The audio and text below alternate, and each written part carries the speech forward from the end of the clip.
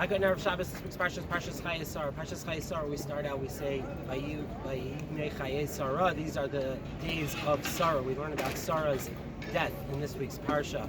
Later on in the parsha, we see Hashem Bereches Avram Bakol, Avram Zakein, Hashem Bereches Avram Bakol. Avraham was old, and Hashem blessed him with everything. And then finally, the parsha bookends with the death of Avraham. It says Vayigva Avraham Vayomas B'Seva Toiva, that he got old and he died in a satisfying good life.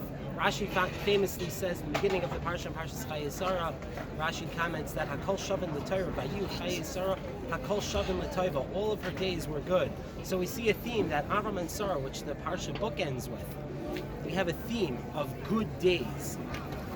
And the question is, if we look at Avram and Sarah's life, the first time that we're introduced to them, they're told to leave everything behind.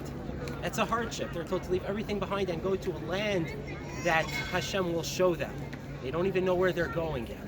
And nevertheless, seven different times Hashem promises Abraham that he's going to get the land. 7 times.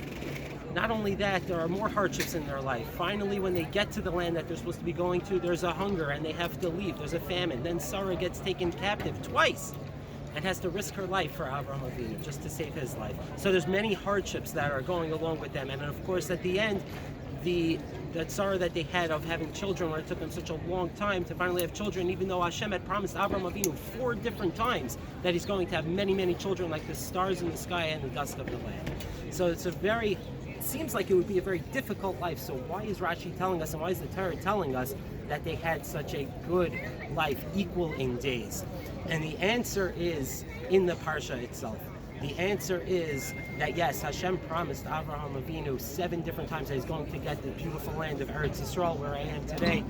But Avraham Avinu, he didn't need to be able to see the massive amount of people, the massive amount of his descendants that would end up in Eretz Yisrael. He didn't need to see that. Similarly, when Hashem promised Avram all his children, he did not have to be able to see all his descendants. He didn't have to see that. Why? Because Abraham and Sarah lived their life with the perfect balance of Hishtadlus and Emunah.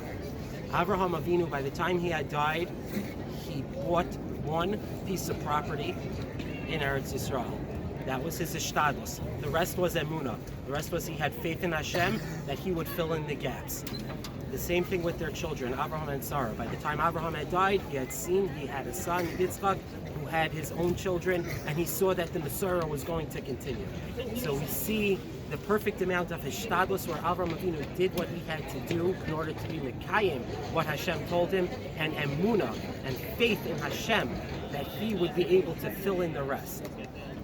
That is the lesson of this week's parsha, and that is the lesson of how we all have to live our lives. We have to live our lives and do our Hishtadlus. We have to do our best. We have to do and try to do everything that Hashem tells us, and we have to have Emunah and Bitachon in Hashem that He will fill in the gaps.